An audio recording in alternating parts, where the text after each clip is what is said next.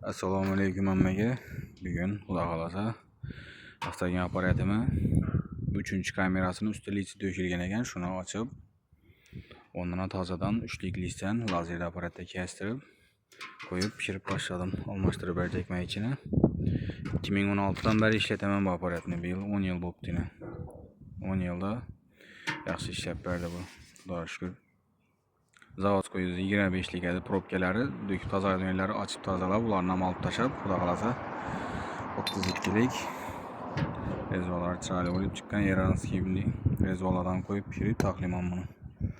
Yana hayotga qaytaramiz. Apparatimiz Zavodskoy 10 kilogarbitgacha ishlaydi bu. Siz ko'rib borasizlar, xudo xolasa kimda kim shunday optagan apparatlari bo'lsa, pishirishdan elde, kesishdan elde shu texnika qoidalarini rioya etib, bir qator yaxshilab yuvib, asta uzoqroqda turib, o't tutib ko'rib, keyin kesishlaringizni maslahat beramiz. Bizlar ham yosh vaqtlarimiz toza ishlab boshlaganda 2-3 apparat portlatganmiz. Ochib remont etamiz, rezvalarni pishiramiz deb. Chiroyli pishirib qo'yib, nasib etsa kraskaga beramiz buni keyin.